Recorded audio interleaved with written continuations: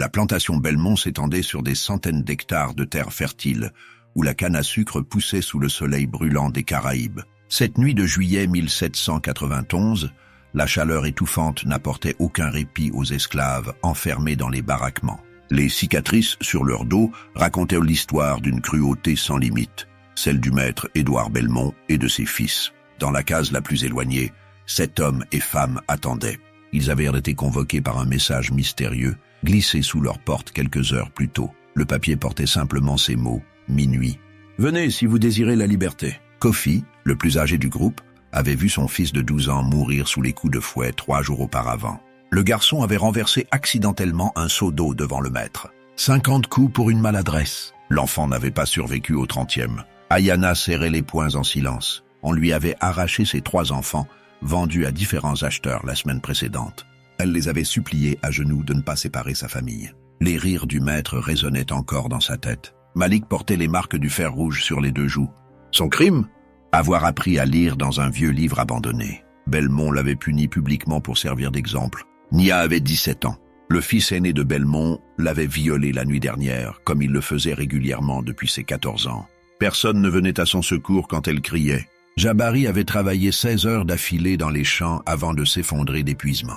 Le contremaître l'avait battu jusqu'à ce qu'il se relève, lui brisant 2 côtes dans le processus. Amara avait vu sa sœur jumelle mourir de fièvre dans les champs. Belmont avait refusé de la laisser se reposer, affirmant qu'elle simulait. La jeune femme était morte 3 jours plus tard, le corps épuisé. Kwam, le plus jeune à 15 ans, portait des chaînes permanentes aux chevilles. Il avait tenté de s'enfuir 6 mois auparavant. On l'avait rattrapé et mutilé, lui coupant 3 doigts de la main gauche. Les 12 coups de minuit résonnèrent au loin.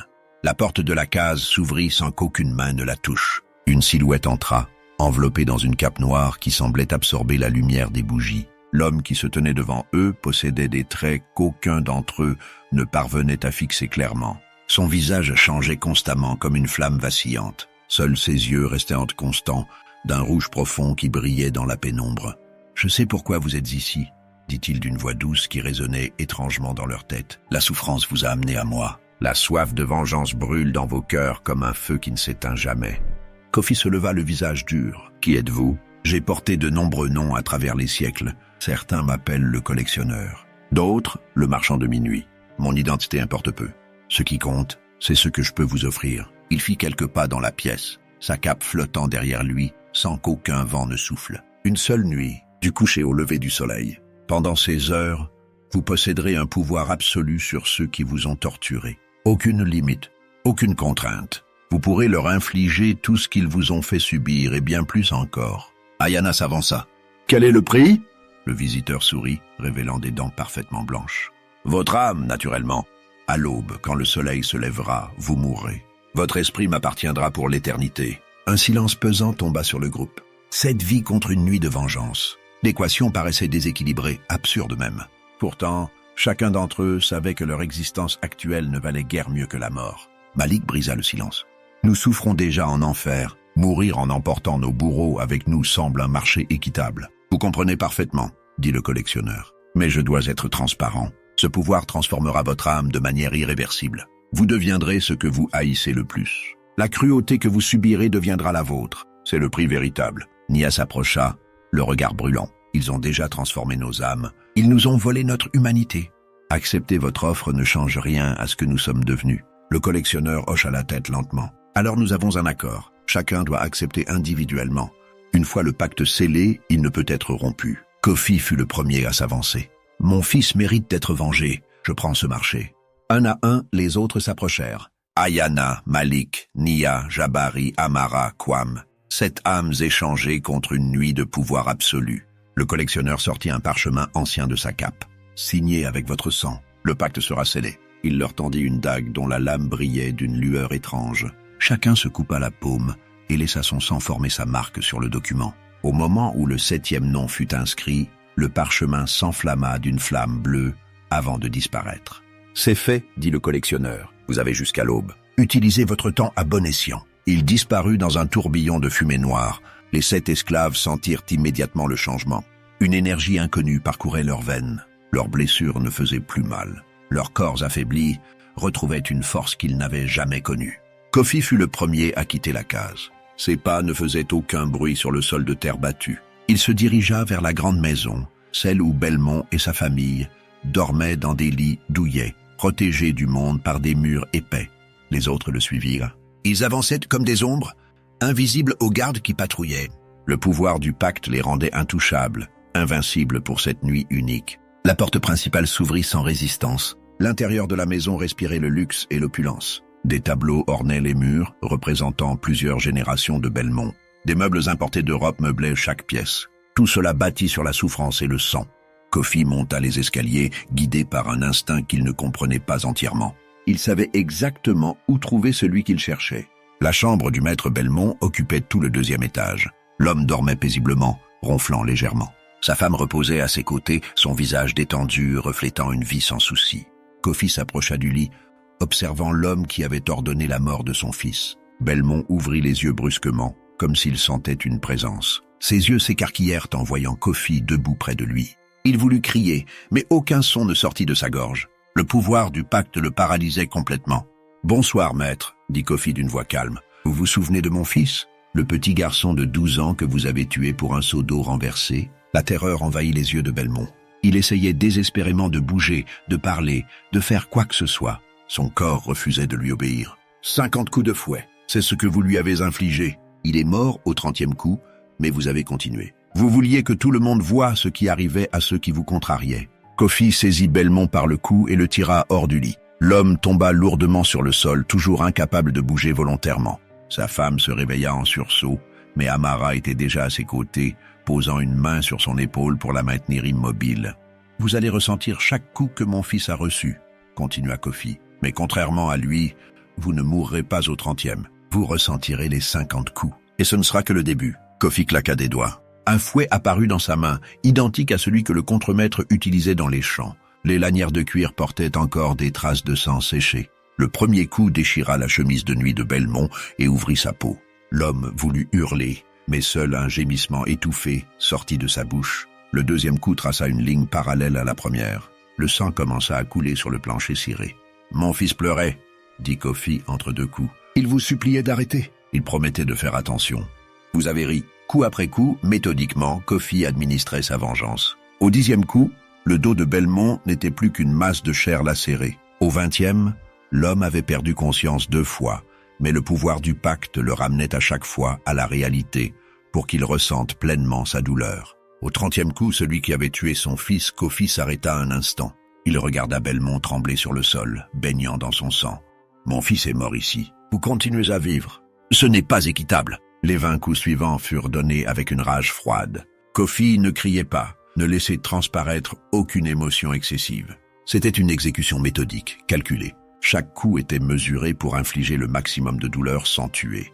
Quand le 50e coup tomba, Belmont n'était plus qu'une épave humaine. Sa respiration était saccadée, son corps entier tremblait de façon incontrôlable. Kofi jeta le fouet ensanglanté. « Nous avons toute la nuit », dit-il simplement. Pendant ce temps, Nia avait retrouvé le fils aîné de Belmont, Charles, dans sa chambre au bout du couloir. Le jeune homme de 23 ans dormait profondément, ses vêtements jetés négligemment sur une chaise. Il puait l'alcool et la débauche. Nia alluma une lampe et s'assit sur le fauteuil près du lit. Elle attendit patiemment qu'il se réveille.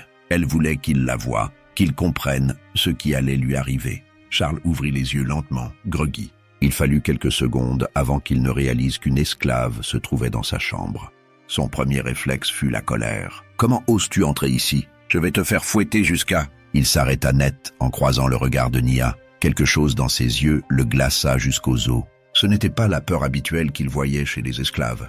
C'était quelque chose de bien plus terrifiant. « Tu ne me feras plus jamais rien, » dit Nia calmement. Ce soir, les rôles sont inversés. Charles voulut se lever, attraper son arme sur la table de chevet, appeler à l'aide.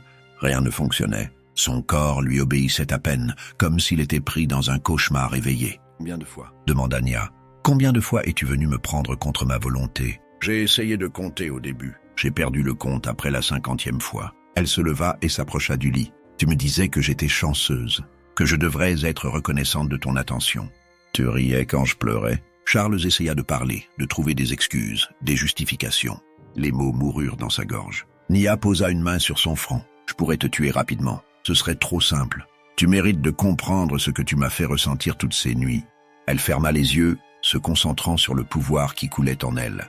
Quand elle les rouvrit, Charles hurla. Non pas de douleur physique, mais de terreur pure. Nia lui faisait revivre chaque nuit où il l'avait agressée, mais cette fois, du point de vue de la victime. Il ressentait sa peur, son impuissance, son humiliation, sa douleur. Les souvenirs défilaient comme un torrent incontrôlable. Chaque détail était amplifié. Chaque instant d'horreur durait une éternité dans son esprit. Charles se tordait sur son lit, les yeux révulsés, la bouche ouverte dans un cri silencieux. « Ressens-le », murmurait Nia, « chaque instant, chaque violation. Comprends ce que tu m'as volé. » Les heures passaient, mais pour Charles, c'était une torture sans fin. Son esprit commençait à se fissurer sous le poids des traumatismes qu'il découvrait enfin de l'intérieur. Au rez-de-chaussée, Ayana avait retrouvé le marchand qui lui avait acheté ses enfants. L'homme logeait dans la maison ce soir-là, invité par Belmont pour conclure de nouvelles transactions le lendemain.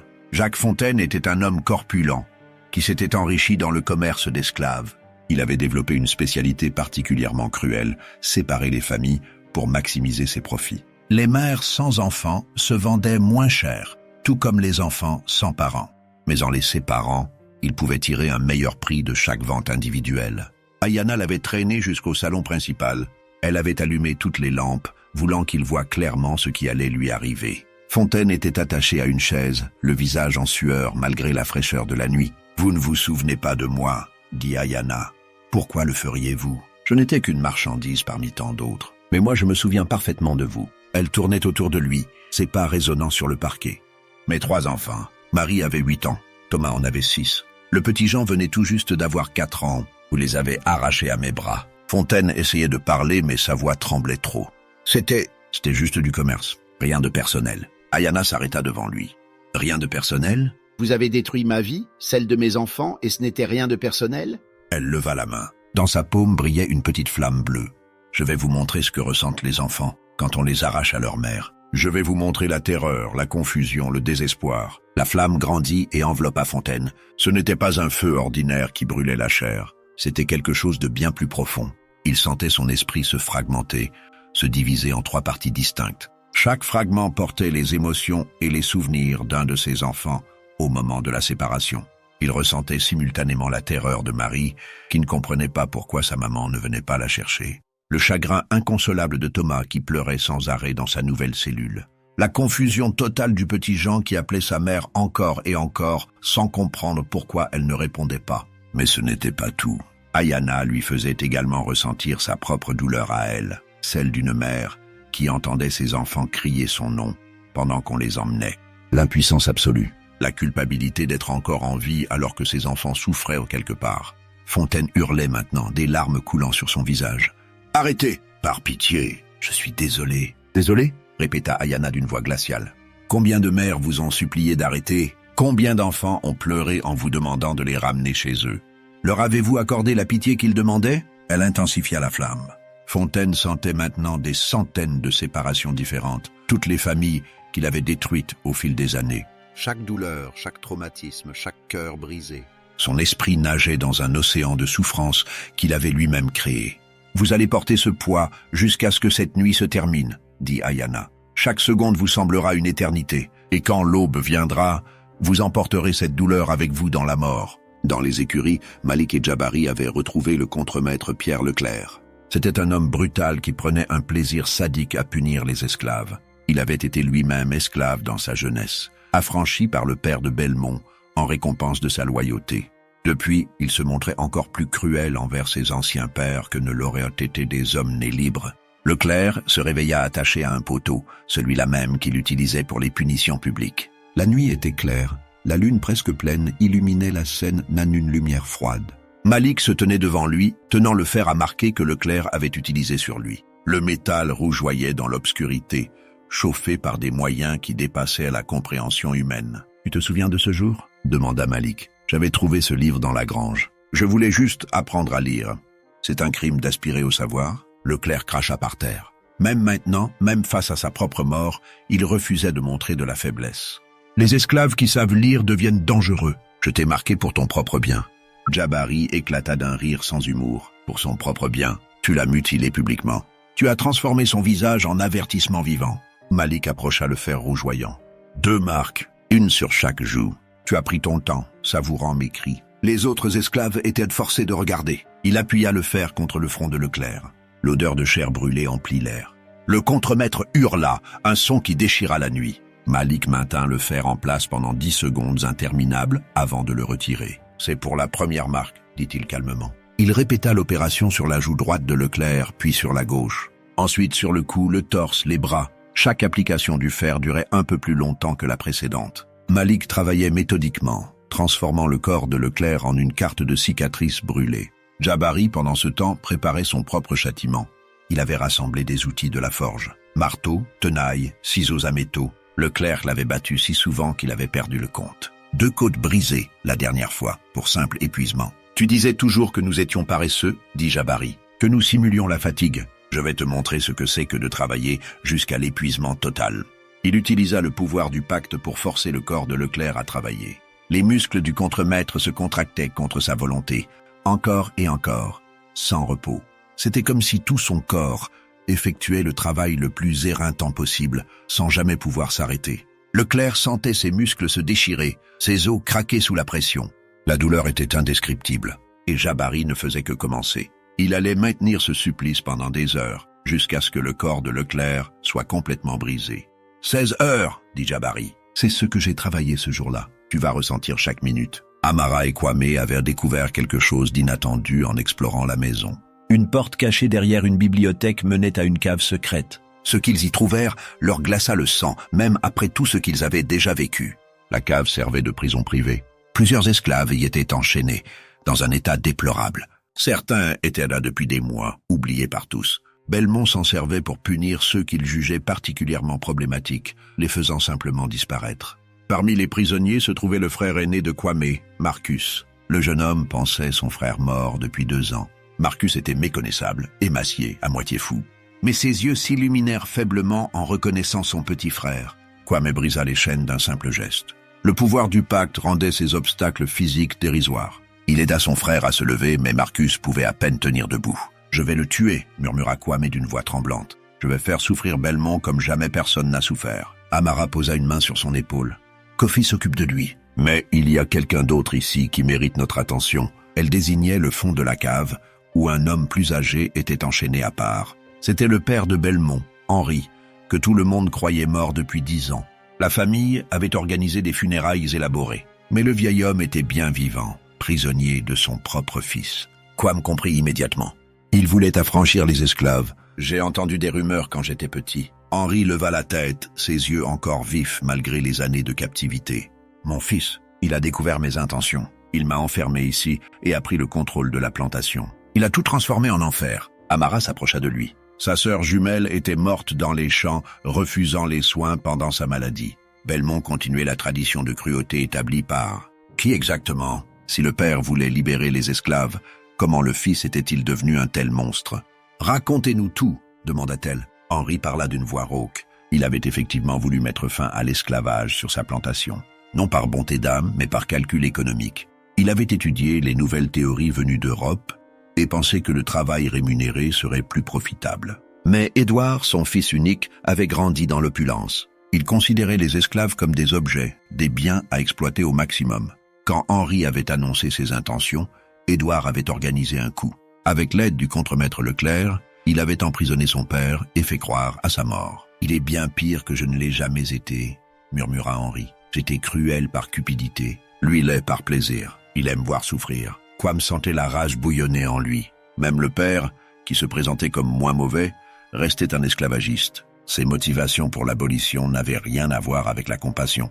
Ce n'était qu'une question d'argent. « Vous ne méritez aucune pitié, dit-il. Vous nous avez traités comme du bétail. Vous avez bâti votre fortune sur nos souffrances. » Il se tourna vers Amara. « Laissons-le ici. Ce n'est pas notre vengeance à prendre. Son fils lui a déjà infligé une décennie de torture. C'est une justice poétique. » Ils libérèrent les autres prisonniers et les emmenèrent dehors. Certains pouvaient à peine marcher. D'autres avaient perdu la raison. Tous portaient les cicatrices d'années de captivité dans cette cave humide et sombre. Marcus s'accrocha à son frère. « Comment est-ce possible? Comment peux-tu faire tout cela ?» Kwame ne répondit pas. Comment expliquer qu'il avait vendu son âme pour cette nuit de pouvoir? Comment dire qu'à l'aube, il serait mort? Il se contenta de serrer son frère contre lui. « Profite de ta liberté, dit-il simplement. Enfuis-toi le plus loin possible. » vis la vie que je n'aurai jamais. Alors que les premières lueurs de l'aube commençaient à poindre à l'horizon, les 7 vengeurs rassemblèrent leurs victimes dans la grande salle de la plantation.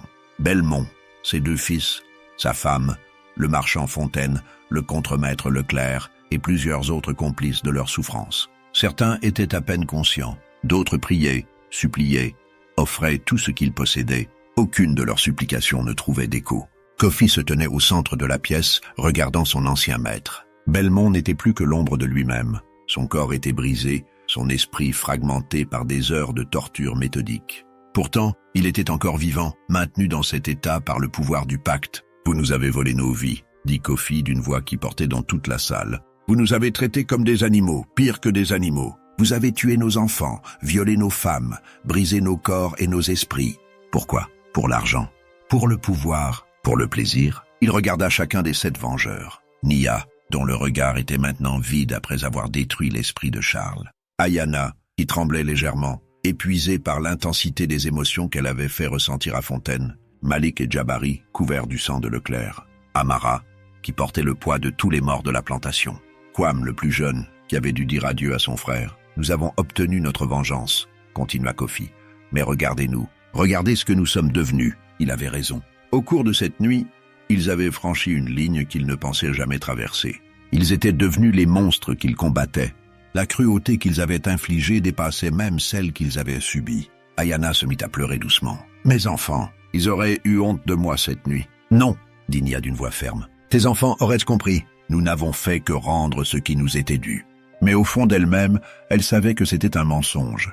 Rien de ce qu'ils avaient fait cette nuit ne ramènerait les morts à la vie. Rien ne réparerait les années de souffrance. La vengeance n'apportait aucune vraie satisfaction, seulement un vide encore plus profond. Le collectionneur apparut alors dans la pièce, sa présence refroidissant instantanément l'atmosphère. Il regarda les 7 esclaves, puis leurs victimes torturées. « Impressionnant », dit-il avec un sourire satisfait. « Vous avez dépassé mes attentes. La créativité de la cruauté humaine ne cesse jamais de me fasciner. » Malik s'avança. « C'est fini. Nous avons rempli notre part du marché. Prenez ce que vous êtes venus chercher. » Le collectionneur hocha la tête. « En effet, l'aube approche. Vous avez quelques minutes avant que le soleil ne se lève. » Des derniers mots, Kofi regarda par la fenêtre. Le ciel commençait à s'éclaircir, passant du noir profond à un bleu sombre. Bientôt, les premières couleurs du jour apparaîtraient. « J'ai vengé mon fils, dit-il, mais je ne le reverrai jamais. J'ai échangé l'éternité avec lui contre une nuit de haine. » Il se tourna vers les autres. « Nous avons fait ce que nous pensions devoir faire. Mais était-ce la bonne chose ?» Djabari secoua la tête. « Il n'y avait pas de bonne chose à faire. Nous étions pris au piège dans un système qui nous broyait vivants. Nous avons choisi de mourir debout plutôt que de vivre à genoux. »« Mais à quel prix ?» murmura Amara. « Ma sœur aurait voulu que je vive, que je trouve le bonheur malgré tout, pas que je me perde dans la vengeance. » Kwam, le plus jeune, parla pour la première fois depuis des heures. « J'ai revu mon frère. Il est libre maintenant.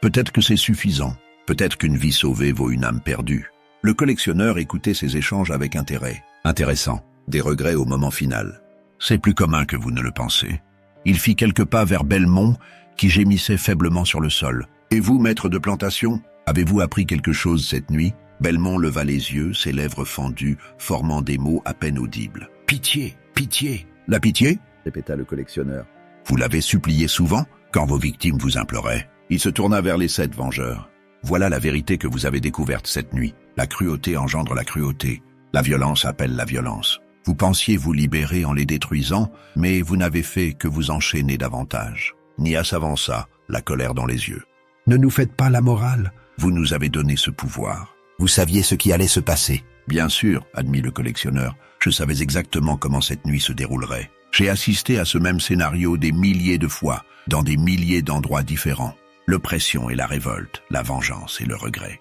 C'est un cycle éternel. » Il regarda le ciel qui s'éclaircissait. « Votre temps est presque écoulé, mais avant que vous ne partiez, laissez-moi vous offrir un dernier cadeau. Regardez. » Il fit un geste de la main. Soudain, les 7 vengeurs furent témoins d'une vision. Ils voyaient l'avenir, les conséquences de leurs actions. Les esclaves de la plantation, trouvant leur maître mort ou brisé, s'étaient révoltés. Ils avaient brûlé les champs, détruit la maison. Mais les autorités coloniales avaient répondu avec une violence terrible. Des dizaines d'esclaves innocents furent exécutés en représailles. Des familles entières furent massacrées pour servir d'exemple. Les 7 vengeurs voyaient ces morts, ces souffrances causées indirectement par leurs actions. Leur vengeance personnelle avait déclenché une répression qui détruirait tant d'autres vies innocentes. « Non, » murmura Ayana, « nous ne voulions pas ça. » « Mais c'est ce qui arrive, » dit le collectionneur implacablement. « Chaque action a des conséquences. Votre vengeance coûtera la vie à 63 esclaves innocents. Leurs enfants seront vendus, leurs familles seront dispersées. Tout cela parce que vous avez choisi la violence. » Kofi tomba à genoux. « Arrêtez ça. Annulez le pacte. Ramenez-nous en arrière. »« Impossible, » dit le collectionneur. « Un marché est un marché. Ce qui est fait est fait. » Il pointa vers l'horizon. Une fine ligne de lumière dorée apparaissait. Le premier rayon du soleil levant. « Votre temps est écoulé. » La lumière du soleil commença à inonder la pièce. Les 7 vengeurs sentirent immédiatement le changement. Leur pouvoir s'évaporait, drainé par l'arrivée du jour.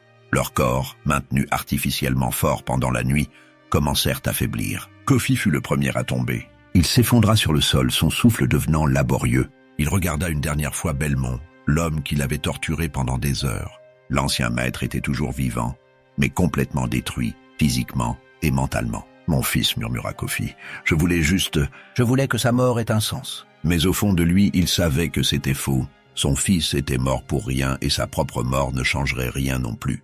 La violence n'engendrait que plus de violence. La vengeance ne guérissait aucune blessure. Ayana s'effondra à côté de lui, les larmes coulant sur ses joues. « Mes enfants, je ne les reverrai jamais, ni dans cette vie, ni dans l'autre. » Le collectionneur s'agenouilla près d'elle. « Vos enfants sont sains et saufs, ils vivent. Mais vous ne serez jamais réunis avec eux, ni ici ni après. » C'était le prix du pacte. Un à un, les autres tombèrent. Malik, Nia, Jabari, Amara. Kwame fut le dernier à rester debout, s'accrochant à un meuble pour ne pas s'écrouler. « Mon frère, » dit-il d'une voix faible, « au moins, il est libre. » Marcus, qui avait assisté à toute la scène depuis le seuil de la porte, se précipita vers son petit frère. « Non, Kwame, tiens bon !» Mais le jeune homme sourit faiblement. « Fis bien, grand frère, vis assez pour nous deux. » Il ferma les yeux et s'effondra dans les bras de Marcus. Son dernier souffle s'échappa doucement, paisiblement. Le collectionneur se releva, regardant les 7 corps étendus sur le sol. Il claqua des doigts. Une fumée noire s'éleva de chaque cadavre, prenant lentement forme. C'étaient leurs âmes, arrachées de leur corps et maintenant prisonnières. « Le marché est conclu, » dit-il avec satisfaction. 7 âmes pour une nuit de vengeance. Comme toujours, un échange équitable. Les âmes hurlaient silencieusement, conscientes de leur sort, mais incapables de s'échapper. Le collectionneur les absorba dans sa cape noire, les ajoutant à sa collection éternelle. Il se tourna vers les survivants. Marcus, les autres esclaves libérés de la cave, quelques serviteurs qui avaient assisté à la scène. Souvenez-vous de cette nuit. Souvenez-vous du prix de la vengeance.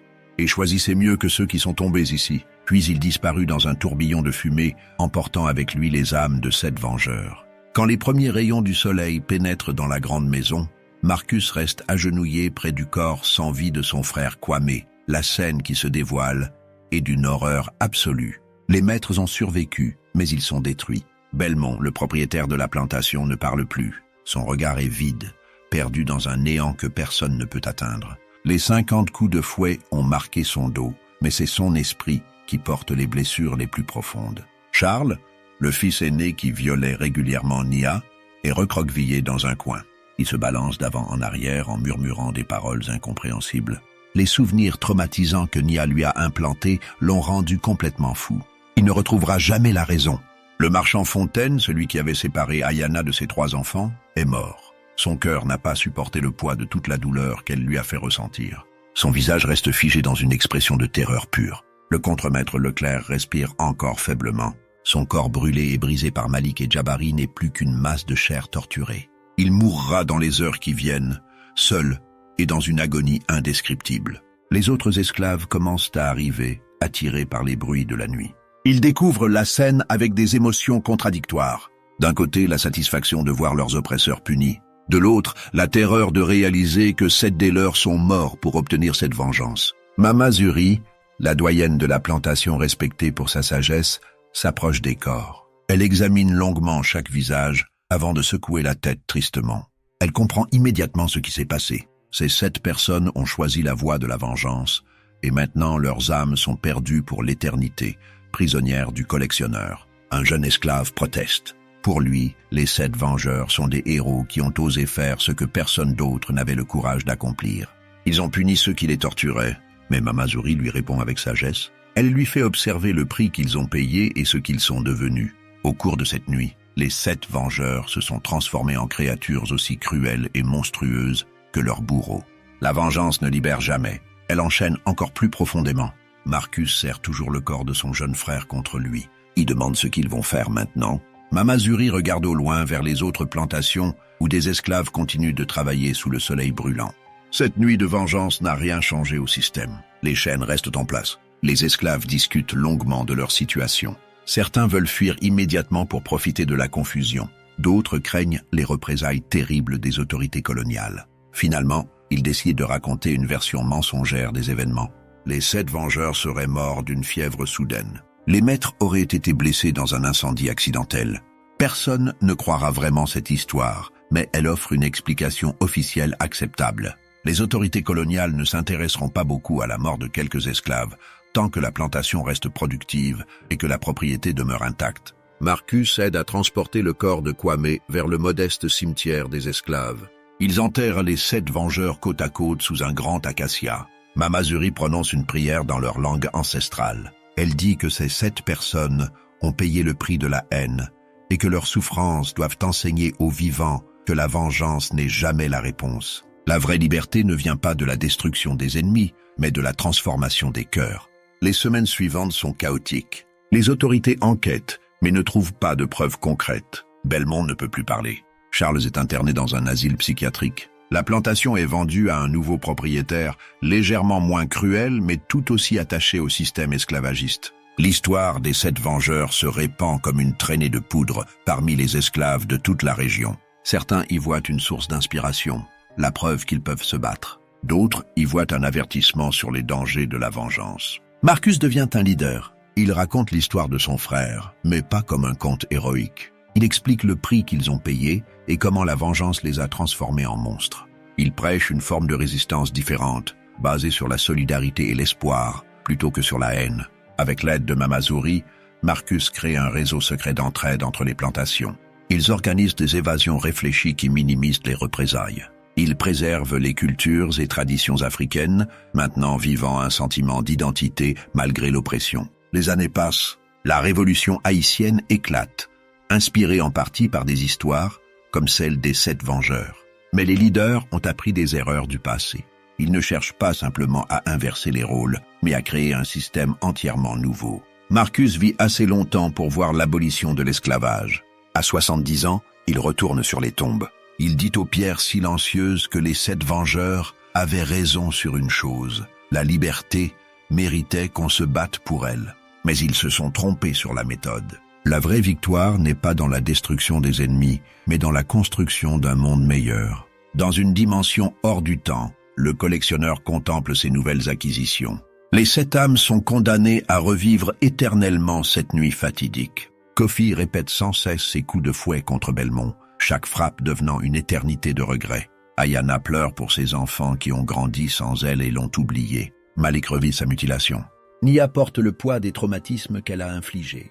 Jabari ressent éternellement la torture physique. Amara voit les 63 esclaves qui mourront en représailles. Kwame pleure la vie qu'il n'aura jamais eue. Le collectionneur leur fait comprendre la différence entre justice et vengeance. La justice cherche à guérir et à restaurer l'équilibre. La vengeance ne fait que perpétuer le cycle de violence. Les 7 âmes comprennent trop tard cette leçon. Elles passeront l'éternité à regretter leur choix, à voir clairement ce qu'elles auraient dû faire différemment, sans jamais pouvoir changer le passé. Dans le monde des vivants, leur histoire continue de se transmettre. Certains la racontent comme une légende héroïque, d'autres comme un conte d'avertissement. Tous se souviennent du pacte de minuit et de ces 7 esclaves qui ont vendu leurs âmes pour une nuit de vengeance. Leur sacrifice offre aux générations futures une question essentielle. Face à l'oppression et à l'injustice, quel chemin choisir? La voie de la vengeance qui promet une satisfaction immédiate mais détruit l'âme? Ou la voie plus difficile de la résistance réfléchie qui demande plus de temps mais préserve l'humanité? Le collectionneur sait que tant que l'injustice existera, il y aura toujours quelqu'un prêt à signer le pacte. Le cycle continuera pour l'éternité. C'est la vraie malédiction qui pèse sur l'humanité. La tentation éternelle de répondre à la violence par la violence, de croire que détruire nos ennemis nous libérera. Le temps dira si les générations futures écouteront cet avertissement ou répéteront les mêmes erreurs.